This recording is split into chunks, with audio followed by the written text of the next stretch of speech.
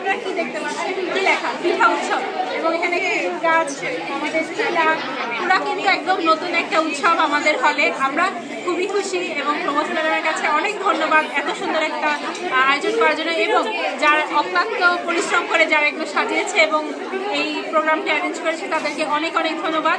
আমরা খুবই এনজয় করছি, আশা করছি ভবিষ্যতে আমরা এই ধরনের আরও উৎসব পাবো।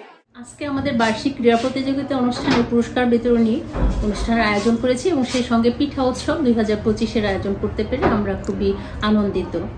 আজ আমাদের মাঝে উপস্থিত ছিলেন মাননীয় ভাইস চ্যান্সেলর মহোদয় স্যার প্রধান অতিথি হিসেবে, এবং আরও উপস্থিত ছিলেন ছাত্র বিষয়ক উপদেষ্টা স্যার, প্রভোস্ট কাউন্সিলের আহ্বায়ক স্যার এবং প্রক্টর মহোদয় স্যার। আসলে আমাদের অনেক দিন থেকে একটা চিন্তা ছিল যে কিভাবে আমরা পুরস্কার বিতরণী অনুষ্ঠানটাকে সার্বজনীন একটা প্রোগ্রামে এক রূপ নিতে পারবো।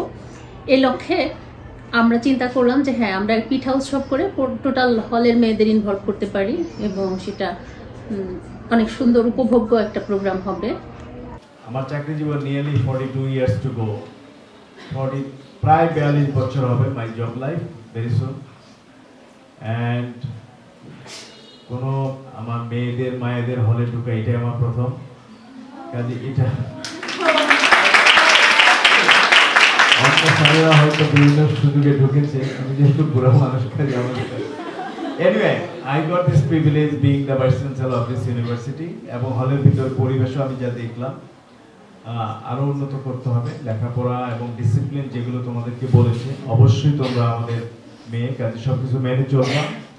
বিশ্ববিদ্যালয় জীবনের এই স্বাধীনতা হয়তো পরবর্তী জীবনে আর এত থাকবে না, যার জন্য স্বাধীনতাটাকেও ভোগ করে নাও উইথ পজিটিভ টাইম এবং মানে স্পিরিট, সেটাও আমরা তোমাদেরকে বলবো। অ্যাট দ্য সেম টাইম জীবনে কিভাবে একা চলতে হবে, দায়িত্ব নিতে হবে, সেটারও শিক্ষার কর্মক্ষেত্র এই বিশ্ববিদ্যালয় জীবন। আর একাডেমিক্সের ক্ষেত্রে আমি বলবো জীবনে যেই পেশাতে যাও না কেন আমাদের বিশ্ববিদ্যালয়কে ভুলে যাবে না। এটা তোমাদেরই সত্যিকাগার, এটা তোমাদেরই বাড়ি, এটাই তোমাদের প্যারেন্টস হাউস। যারাই লেখাপড়া করে শেষ করে যাবে টাইম এন্ড এগেইন তোমরা এখানে আসবা, দেখবা এখানে আসলে মনে হবে যে নিজের শীতল আশ্রয়স্থলে তুমি